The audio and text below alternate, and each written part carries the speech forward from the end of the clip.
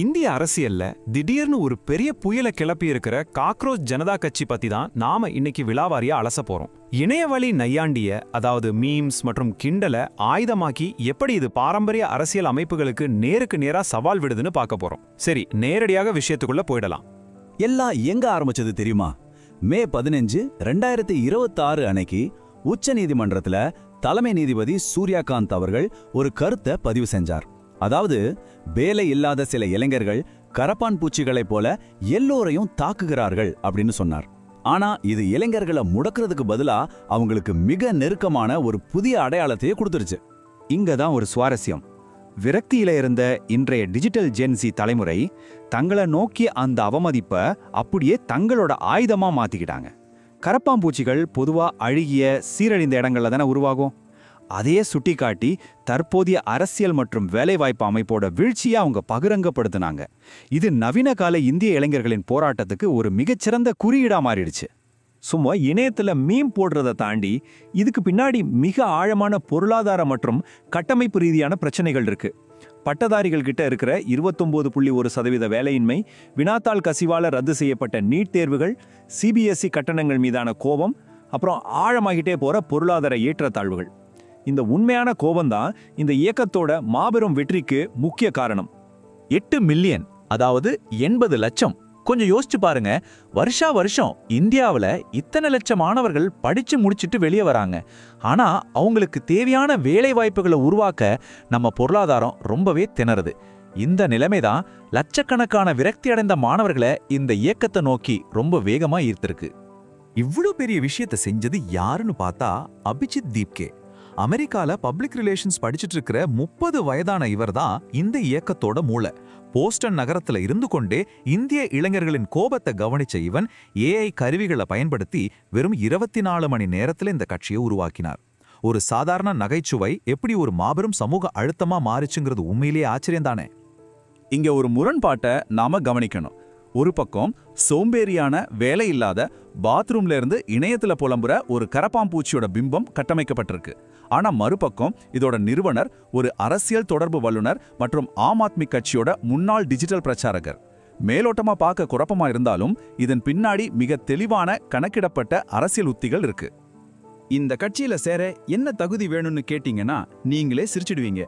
கட்டாயமாக வேலையில்லாம இருக்கணும், உடல் ரீதியா சோம்பேறியாக இருக்கணும், ஒரு நாளைக்கு குறைந்தது 11 மணி நேரமாவது இணையத்தில் இருக்கணும், அப்புறம் குறைகளை அழகாக கத்தி பேச தெரிஞ்சிருக்கணும். இந்த வேடிக்கையான நிபந்தனைகள் மூலமா மீம் கலாச்சாரத்தை அப்படியே முழுசா உள்வாங்கி இளைஞர்களை வெகுவாக கவர்ந்துட்டாங்க. இங்க தான் ஒரு பெரிய ட்விஸ்ட். இவங்களோட வளர்ச்சி விகிதம் சும்மா அதிர வைக்குது.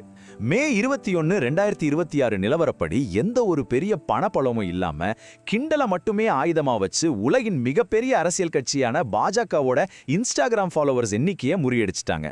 10.2 மில்லியன் ஃபாலோவர்ஸ் அப்படிங்கிறது சாதாரண விஷயம் கிடையாது. இதோட வளர்ச்சி சுமார் ராக்கெட் வேகத்துல இருந்துச்சு. மே 15ல உச்ச நீதிமன்ற கருத்து வருது. அடுத்த நாளே வெப்சைட் ஆரம்பிக்கிறாங்க. வெறும் 5 நாளுக்குள் 10 மில்லியனுக்கும் அதிகமான ஃபாலோவர்ஸையும் 3 லட்சம் பதிவு செய்யப்பட்ட உறுப்பினர்களையும் பெற்றுட்டாங்க. இந்த வருஷத்தோட மிகப்பெரிய டிஜிட்டல் புரட்சியாக இது எப்படி உருவெடுத்துச்சுன்னு இதுல இருந்தே நாம புரிஞ்சுக்கலாம். இப்போ இதுக்குள்ள இருக்கிற உண்மையான தன்மையை அலசுவோம். ஒருபுறம் நான் ஒரு கரப்பாம்பூச்சிங்கிற மாதிரி வேடிக்கையான பாட்டு, சோம்பேறித்தனத்தை கொண்டாடும் மீம்ஸ்னு இருந்தாலும், மறுபுறம் இவங்க முன்வைக்கிற அரசியல் சீர்திருத்தங்கள் மிக உறுதியானவை. கடுமையான கட்சித்தாவல் தடை சட்டம், தகவல் அறியும் உரிமை சட்டத்துல முழு வெளிப்படைத்தன்மைன்னு மிக அவசியமான சீர்திருத்தங்களை ரொம்ப சீரியஸா முன்வைக்கிறாங்க. இவங்களோட தேர்தல் அறிக்கையை கவனிச்சா இவங்க சும்மா காமெடி பண்ணல அப்படிங்கிறது நல்லா புரியும். அமைச்சரவையில் பெண்களுக்கு 50% இடஒதுக்கீடு, கட்சி மாறும் அரசியல்வாதிகளுக்கு 20 கால தடை, ஏன் முறையான வாக்குகள் நீக்கப்பட்டால் தலைமை தேர்தல் ஆணையர் மீதே உப்பா சட்டம் பாயணுங்கிற அளவுக்கு கோரிக்கைகள் ஆழமானவை. அரசு அமைப்புகளில் உள்ள கட்டமைப்பு சீர்கேடுகளை அப்படியே தோலுரித்து காட்டுறாங்க. அரசியல் கட்சிகளோட நிதி வெளிப்படைத்தன்மையும் இவங்க நேரடியாக கேள்வி கேட்கறாங்க. தேர்தல் பத்திரங்களையோ பேரற்ற நன்கொடைகளையோ நாங்க வாங்க மாட்டோம்னு திட்டவட்டமா சொல்றாங்க. எந்த ஒரு பாரம்பரிய அரசியல் கட்சியும் செய்ய தயங்கும் நிதி வெளிப்படைத்தன்மையை ரொம்பவே உறுதியா அவங்க கேட்கிற விதம் மக்கள் கிட்ட பெரிய வரவேற்பு பெற்றிருக்கு. வெறும் இன்டர்நெட்ல மட்டும் இவங்க நின்னுடல. கரப்பாம்பூச்சி தொப்பிகளை அணிந்த தன்னார்வலர்கள் நேரடியாக களத்துல இறங்கி டெல்லியில மாசடைந்த யமுனை நதியை சுத்தம் செய்ய ஆரம்பிச்சாங்க. அரசாங்கமும் அதிகாரிகளும் செய்ய தவறிய குடிமை பணிகளை இந்த இளைஞர்கள் கையில் எடுத்தது ஒரு மிகச்சிறந்த செயல்முறை போராட்டமா பார்க்கப்படுது. திடீர்னு நடந்த இந்த மாபெரும் இளைஞர் எழுச்சி நம்ம ஊரு சீனியர் அரசியல்வாதிகளை பெரிய குழப்பத்தில் ஆழ்த்திடுச்சு. இன்றைய ஜென்சி கலாச்சாரத்தையும் அவங்களோட இருண்ட நகைச்சுவை உணர்வையும் புரிஞ்சுக்க முடியாம பாரம்பரிய அரசியல் தலைவர்கள் திணறாங்க அப்படிங்கறதா நிதர்சனமான உண்மை. இதனால என்னாச்சுன்னா ஆம் ஆத்மி, திரிணாமுல் காங்கிரஸ் மற்றும் சமாஜ்வாதி கட்சிகளின் மூத்த தலைவர்கள் பலரும் இந்த அலையில எப்படியாவது இணைஞ்சுக்கலான்னு பார்த்தாங்க. தங்களையும் இந்த கரப்பான் பூச்சிகளோட அடையாளப்படுத்திக்கிட்டாங்க. இது கொஞ்சம் வேடிக்கையா இருந்தாலும் எப்படியாவது இளைஞர்களின் வாக்குகளை ஈர்க்கணுங்கிற அவங்களோட அரசியல் தவிப்பை இது காட்டுது. ஆனா இதை நாம பாரபட்சம் இல்லாம இரண்டு பக்கம் இருந்து பார்க்கணும். இது உண்மையான இளைஞர்களின் விரக்தியால உருவான தன்னிச்சையான எழுச்சியா அல்லது நிறுவனரோட முந்தைய அரசியல் தொடர்புகளை வச்சு பார்க்கும்போது இது கவனமாக திட்டமிடப்பட்ட ஒரு வெளிநாட்டு பிரச்சார உத்தியா அப்படிங்கிற விவாதங்களும் ரொம்ப தீவிரமா நடந்துட்டு இருக்கு. விமர்சனங்களும் வராம இல்ல. இது முற்றிலும் நகரங்களை சேர்ந்த ஆங்கிலம் மட்டுமே பேசும் உயர் வகுப்பினருக்கான ஒரு ட்ரெண்டுன்னு பலரும் குற்றம் சாட்டுறாங்க. ஒரு நாளைக்கு 11 மணி நேரம் இணையத்தையே பயன்படுத்த முடியாத கிராமப்புற இளைஞர்களின் நிலைமை என்ன? அது மட்டும் இல்லாம வேலையின்மையே இவங்க பெருமையா கொண்டாடுறது வரி செலுத்தி உழைக்கிற சாதாரண மக்களை ரொம்பவே அதிருப்தி அடைய செஞ்சிருக்கு. அரசாங்கம் சும்மா வேடிக்கை பார்க்குமா என்ன? மே 16 முதல் 20 வரை காட்டுத்தீ மாதிரி பரவிய இந்த இயக்கத்தோட அதிகாரப்பூர்வ எக்ஸ் கணக்க மே 21 அன்னைக்கு இந்தியாவில் முடக்கிட்டாங்க. சமூக ஊடகங்கள் ஒரு மாபெரும் இயக்கத்துக்கு எப்படி உதவ முடியும், அதே சமயம் பாரம்பரிய அதிகார அமைப்புகள் அதை எப்படி ஈஸியா முடக்க முடியும் என்பதற்கு இது ஒரு சிறந்த உதாரணம்.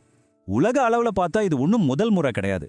இத்தாலியில நகைச்சுவை நடிகர் பெப்பே கிரில்லோ தொடங்கிய இயக்கமும் சரி, உக்ரைன்ல ஒரு நகைச்சுவை நடிகராக இருந்து நாட்டின் அதிபராகவே மாறிய ஜெலன்ஸ்கியின் வரலாறும் சரி, அரசியல் நையாண்டி எந்த அளவுக்கு அதிகாரத்தை அசைத்து பார்க்கும் என்பதற்கு சாட்சியா இருக்கு. இப்போ இந்தியாவில் காக்ரோச் ஜனதா கட்சியும் இதே பாதையில தான் பயணிக்குதான்னு பொறுத்திருந்து தான் பார்க்கணும். இந்த விரிவான அலசலோட முடிவுக்கு நாம வந்துட்டோம். கடைசியா நாம கேட்க வேண்டிய மிக முக்கியமான கேள்வி இதுதான். இவ்வளவு சிறப்பா கட்டமைக்கப்பட்ட இந்த அரசியல் நையாண்டி எதிர்காலத்துல ஒரு நிரந்தரமான அரசியல் சக்தியை உருவெடுக்குமா, இல்ல இதுவும் ஒரு சாதாரண ஜென்ஜி இன்டர்நெட் மீம் மாதிரி கொஞ்ச நாள்ல மறைஞ்சு போகுமா? நீங்க என்ன நினைக்கிறீங்க? இந்த கேள்வியை உங்களோட சிந்தனைக்கே விட்டு விடுகிறேன். மீண்டும் சந்திப்போம்.